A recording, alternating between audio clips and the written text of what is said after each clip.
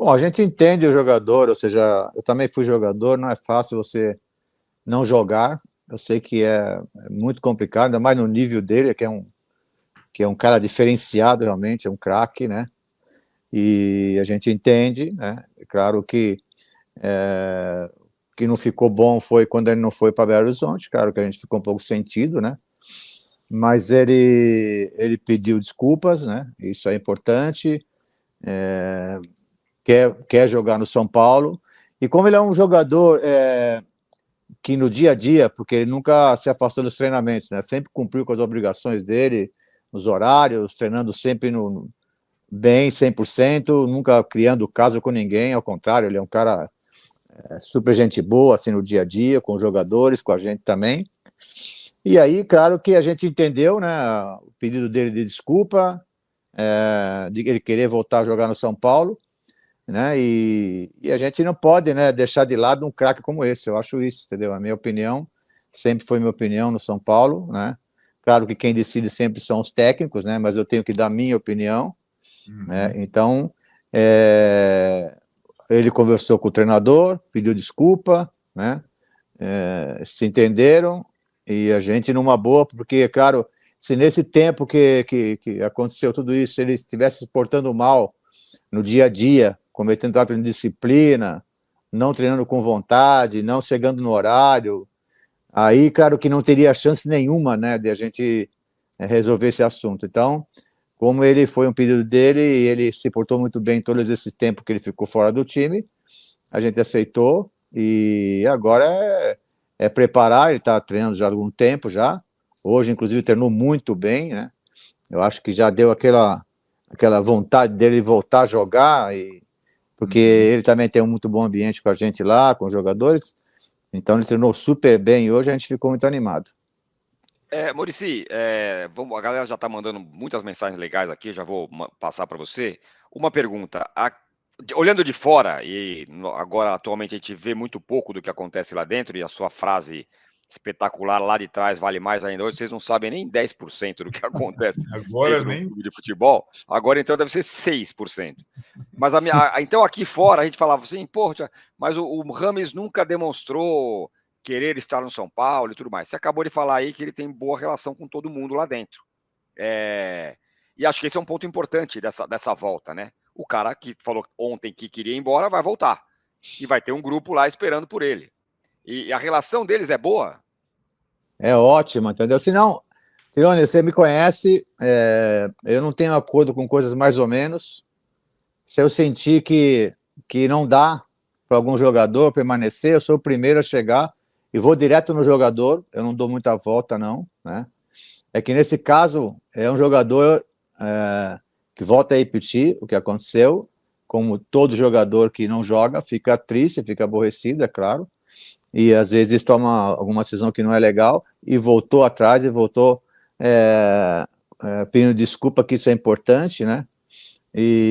Mas em todo esse tempo que ele está lá, é por isso que a gente aceitou tudo isso. Todo esse tempo que ele está lá, ele sempre se comportou muito bem, né? E os jogadores adoram ele. Ele é um cara que está todo dia interagindo com todos, com o funcionário, com o jogador, muito educado, né? E para mim é um jogador diferente, entendeu? Eu acho que a gente tem poucos jogadores diferentes no futebol, entendeu? E quando a gente encontra alguém como o Rames, a gente não tem que desistir, entendeu? A gente também tem que entender que o cara é bom mesmo e tem que puxar o cara, tem que, sabe? Então, e esses tipos de jogador, assim, esses fora de série, eles, quando são desafiados, eles vêm com tudo, cara. E hoje já senti que hoje no treinamento ele vai voltar muito forte, né? Porque ele também nunca deixou de treinar, e bem, então ele tá bem fisicamente, no que ele precisa jogar, né? Então, eu fiquei animado e agora o ambiente, nosso ambiente é bom, porque se não fosse o seu primeiro a chegar e dizer, ó, assim, já não dá mais, mas não, ao contrário, ele é muito respeitado lá dentro, os jogadores, porque é o seguinte, eu joguei também futebol, cara, eu joguei com o Pedro Rocha, com o Gerson, eu gostava com um cara que jogava assim, que era bom jogador do meu lado, que seria o melhor que eu, pô, eu não queria jogar com grosso, pô, entendeu? Então, porra, os jogadores do São Paulo adoram estar perto dele, adoram treinar com ele, porque ele é diferente mesmo. né? Esses caras diferentes que tem no futebol, né? Esses meias que é muito raro hoje, né? Nós temos pouco no Brasil, nós temos o Ganso, né? Esses jogadores assim é muito raro, né? Então, quando a gente encontra um craque desse, a gente tem que, lutar por ele, né? E ele também está muito afim, né? E eu acredito que ele vem forte aí agora. Claro que vai perder um pouco de tempo agora, né? Porque ele não foi inscrito nessa primeira fase, tem que esperar outra fase, né? Mas ele vai ter mais tempo ainda para se preparar e a gente tem muita esperança nele. Na verdade, né, Muricy, eu estava comentando aqui, também tem a competição, digamos assim, que o São Paulo, não digo priorize, mas que mais espera é essa volta à Libertadores, né? E o Rames, acho que tem o perfil dessa competição, né? É um jogador que já jogou em todos os lugares da América do Sul. É um jogador, aliás, que jogou no passado em Quito, não sente tanta altitude. É um jogador que tem para Libertadores, talvez ele seja até um jogador que o São Paulo procuraria para jogar essa competição, imagino, a Libertadores, né? Perfeito, entendeu? A gente tem que analisar um todo, né? Então, só nós nesse momento agora, entendeu? E ele é um jogador respeitado, né, na América do Sul, ele é muito respeitado e fora também. Então, ele realmente, quando você vai jogar com um adversário que alguém cita o nome de algum grande jogador, as pessoas realmente se impressionam, né? E preocupa o adversário e a gente realmente fica forte. Então, o Rames para a gente vai ser muito importante, né? Nessa reta final do Campeonato Paulista, mas também na Libertadores, né? Porque está acostumado a jogar em todos esses lados, né? E bem, pelo que a gente viu agora na eliminatórias, muito bem, jogou em todos os lugares, né? Todos os times que foi, jogou muito bem. Então, a gente está muito esperançoso em relação a isso. Muito bem, a galera já está mandando mensagens aqui, como eu falei, o Rafael Vialta fala, o cara joga melhor que qualquer outro na posição, mesmo andando em campo. Tem muita questão sobre o Ramos, fala, o jogador sem intensidade, o jogador sem Isso intensidade. o Muricy não concorda, ele acha que todo mundo tem que correr. Exatamente, é isso que eu queria perguntar. Ok. Sobre de ser um jogador sem intensidade para o futebol Não, de hoje. mas acontece que tem jogadores que é mais intenso que o outro, e tem um que joga mais que o outro, entendeu? O jogador claro que ele tem que competir também, mas agora, se você tem um jogador desse, você tem vários planos de jogo, você pode armar um tipo de jogo para esse jogador, né? Eu não acredito muito que o esquema vem primeiro que o jogador, entendeu? Eu acho que os técnicos têm que respeitar as características do jogador. E aí ele tem que encaixar esse jogador no esquema tático dele, entendeu? E tem várias maneiras de jogar, né? Os times hoje não se jogam só de uma maneira só, mesmo porque todo mundo estuda todo mundo, né? Então, você tem que ter alternativas táticas, entendeu? E com ele dá para ter alternativas táticas, entendeu? Você pode posicionar ele no lugar que ele vai render, porque não é um jogador que arremata bem, que passa bem, que enxerga bem. Nós temos poucos jogadores e passadores que você deixa o cara na cara do gol, né? Então, isso aí é importante. Agora, ele vai correr dentro do que ele pode. Se a gente for.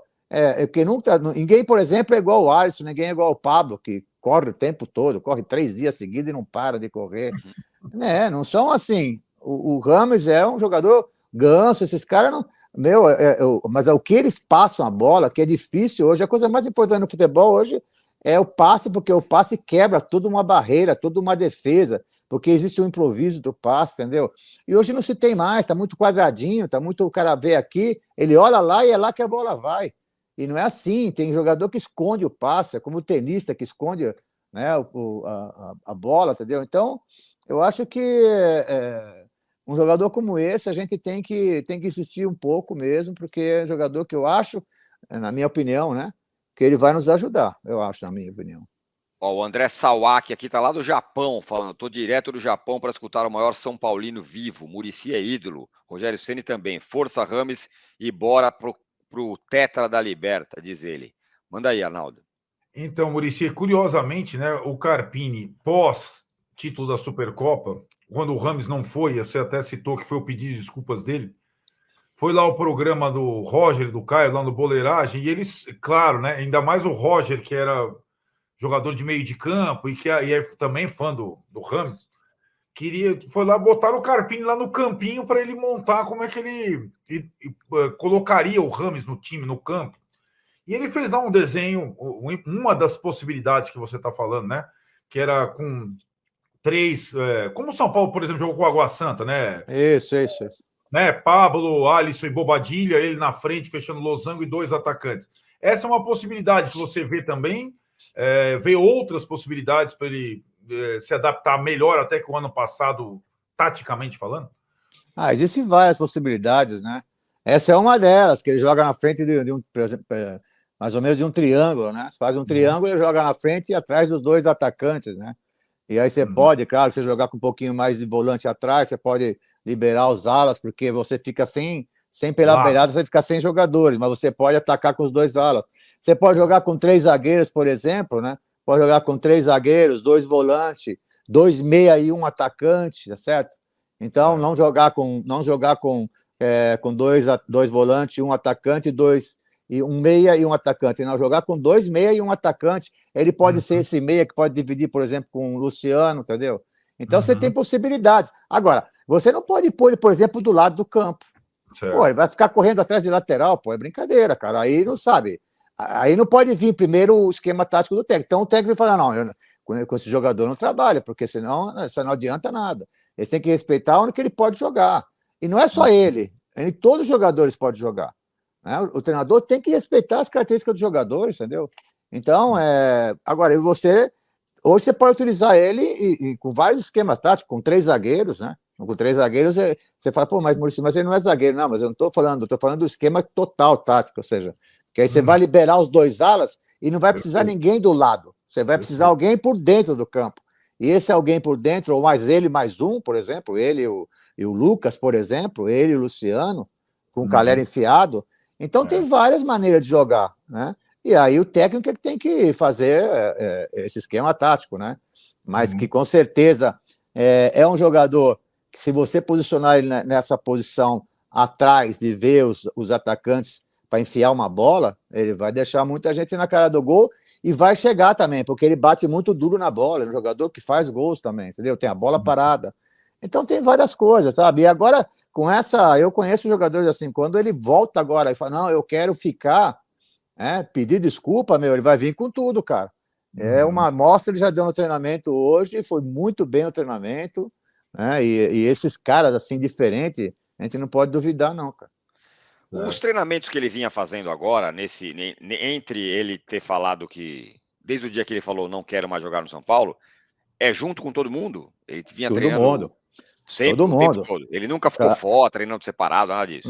Não, porque ele tem contrato, pô, ele é um jogador de São Paulo, não tem nada a ver, ele é gente. E outra, se ele fosse aqueles caras que, vamos falar o português, cara, que fosse uma mala, sabe, aquele chato, pô, aqueles caras que é insuportável, não, aí fora, aí não tem como, aí vai atrapalhar. Não, ao contrário, pô, ele é um profissional, chega todo dia cedo, interage com todo mundo, tá sempre, sabe, na dele. Então é um cara que tá se preparando como os outros e treinou todo esse tempo com o mais jogador. Não foi nenhuma vez separado. Porque a gente é muito preocupado com o jogador, a gente é muito preocupado com a imagem do jogador. Pô. A gente não pode, um cara desse nível aí, ainda mais o profissional que ele é e o caráter que ele é, a gente tratar ele mal. Entendeu? A gente tem que entender e vamos ver até onde que dá. E aí o que aconteceu? A gente teve paciência e agora se conversou e a gente acha que ele vai dar um retorno legal, na minha opinião, né? O Dilmar Parreira aqui fala, Muricy, obrigado por tudo, mas precisamos mais ainda de você. Dê o suporte para o Carpini que teremos boas chances na Libertadores. Saudações tricolores, um abraço a todos. O Carpini, você falou, né? O Rames conversou com o Carpini. Você falou com o Carpini depois disso? Como é que ele recebeu essa volta? Boa. O Carpini também é aqueles caras também que, é aberto para conversa também. Não tem esse negócio. Tá acabando essa coisa, né? Do cara, só porque o cara falou que não quer jogar mais e, sabe? Essas coisas meio de revanche. Não tem nada a ver isso aí, cara. Foi conversado. O cara é homem, cara. O cara pediu desculpa, entendeu? Cara, você tem que entender essas coisas, entendeu? Então, o Carpini na boa também. O Carpini é o cara que entende as coisas, já jogou também, entende a situação do jogador, né? Então, foi numa boa, não foi nada assim excepcional, só foi um pedido curto de desculpa, conversaram e tá tudo bem, treinou hoje, treinou normal, como todos os dias que está treinando, e agora é esperar as competições que ele pode jogar, e aí é claro que aí é o treinador, né? O treinador tem que ver isso, e com certeza vai começar a pensar numa maneira para ele encaixar, na maneira que ele pode jogar, porque não adianta, volto a repetir, você pegar um Rames e pôr do lado do campo para correr atrás de lateral, aí você vai ficar com um a menos, entendeu? Então, não, você tem que pôr numa posição que ele vai servir os companheiros, que ele vai armar o jogo, né? Que eu acho que isso é o principal hoje do futebol brasileiro, que a gente tem poucos caras que armam o jogo, é pura correria, é muita correria, né? A gente tinha, e o nosso campeonato brasileiro foi assim, a nossa Copa do Brasil, um time que tinha muita posse de bola, então se você tem um time de posse de bola, você tem que ter um cara, um número 10 como ele, que arma o jogo, que fica com a bola, entendeu? Então você pode, é isso que eu volto a repetir, não pode ter uma maneira só de jogar, o cara tem que ter alternativas táticas, entendeu? Às vezes fora você pode vir um pouquinho mais atrás, né? Aglomerar mais o meio campo, pôr gente de velocidade do lado, mas para pôr gente de velocidade do lado você tem que ter algum meia que meta a bola. Às vezes a gente vê que hoje tem mudança de 5 caras, aí lá põe 5 atacantes, mas quem que vai levar a bola pro cara lá? Uhum. É tudo assim meio, sabe? Você tem que ter esses caras, quando vejo um cara desse jogar, e é o que a gente mais vê hoje fora do Brasil, na Europa, a gente vê cada número 10 que é brincadeira. Aqui estão se acabando, cara. Porque esse cara pega o número 10 e põe pro lado, e aí quando você você também não quer, porque o cara não é intenso, essas coisas, meu, pô. Tem muita gente que pode ser intenso, para fazer o trabalho difícil, para um cara que realmente sabe fazer o que o outro não sabe fazer. Então, a gente tem que respeitar um pouco as características dos jogadores, pô. Qual